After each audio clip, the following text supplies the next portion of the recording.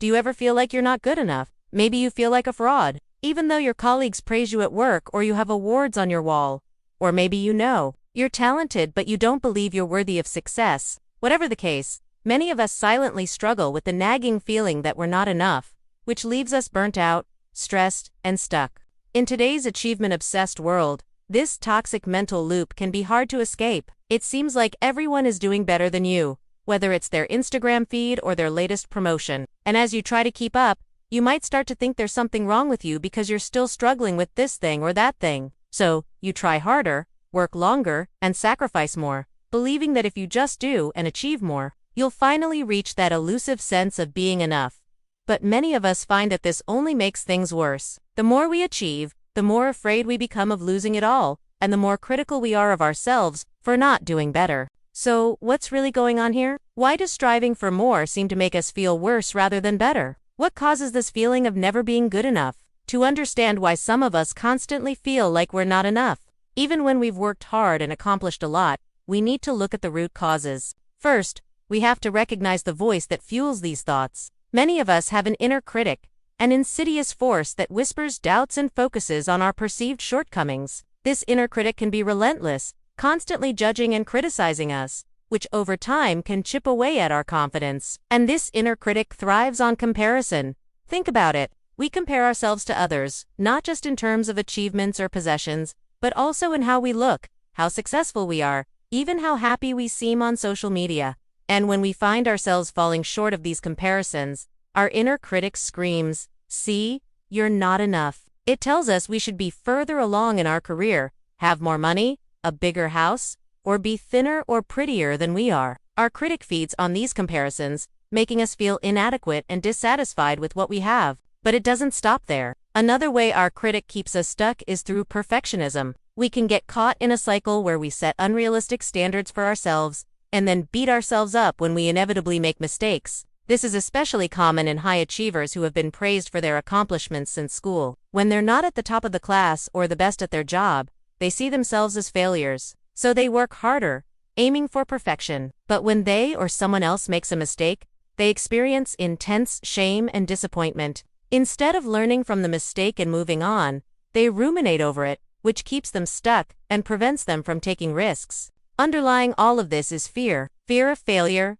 fear of not being good enough, fear of disappointing ourselves or others. This fear can paralyze us, keeping us from pursuing our dreams or making changes in our lives. It convinces us that we're not capable of achieving what we want, that we'll never be good enough. And as we try to protect ourselves from this fear, we might end up sacrificing our values, staying in a job we hate, or missing out on opportunities. So what can we do to overcome this feeling of never being good enough? How can we silence the inner critic and move forward in our lives with confidence? First, we need to acknowledge and observe our thoughts without judgment. When we notice our inner critic whispering doubts and negative thoughts, we can choose to step back and observe those thoughts without believing them or reacting to them immediately. This takes practice, but with mindfulness and self-awareness, we can start to recognize our negative thought patterns.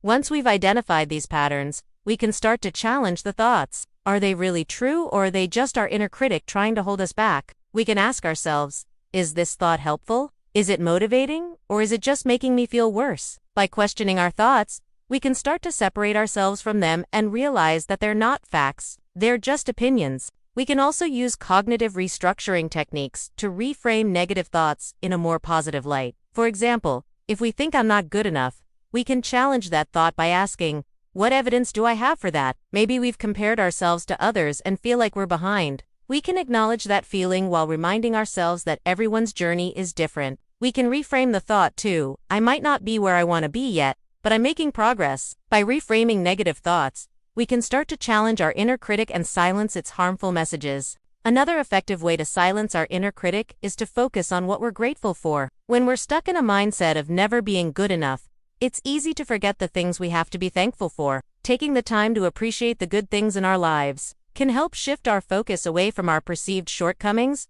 and towards the blessings we already have. We can keep a gratitude journal, write down 3 things we're grateful for each day, or simply take a few moments each day to reflect on the things that bring us joy. By focusing on what we have rather than what we lack, we can start to cultivate a more positive mindset and silence the inner critic. It's also important to remember that we're not alone in this struggle. Many people feel like they're not good enough, even if it doesn't seem like it sometimes. Reaching out to friends, family, or a therapist can help us feel supported and remind us that we're not alone. Talking about our feelings can help us process them and gain perspective. It can also help us realize that our struggles are normal and that other people experience similar feelings.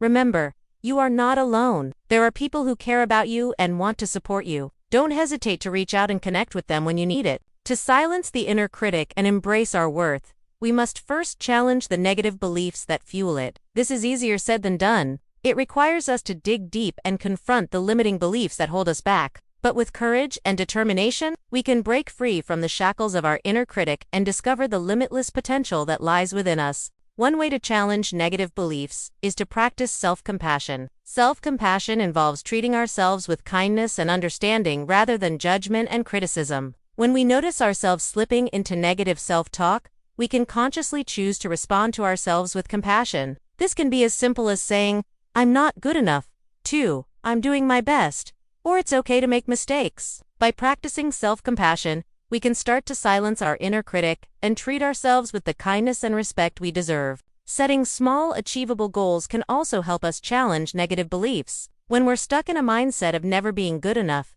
it's easy to feel overwhelmed and set unrealistic goals for ourselves. We might tell ourselves, "I need to lose 20 pounds in a month," or "I need to get a promotion in the next year." These goals might be well-intentioned, but they're often unattainable and set us up for failure. When we fail to meet these unrealistic expectations, our inner critic screams, "See, you're not good enough." Instead, we can set small, achievable goals that we can realistically accomplish. For example, if we want to lose weight, we might start by setting a goal to exercise for 30 minutes, 3 times a week. We can celebrate our progress and build momentum by accomplishing these small goals. We can set bigger goals and gradually work towards our larger aspirations. Celebrating progress rather than perfection is another key way to silence our inner critic. When we're focused on progress rather than perfection, we can acknowledge our accomplishments and celebrate our successes along the way. This can help us stay motivated and prevent us from getting stuck in a cycle of self-criticism and procrastination.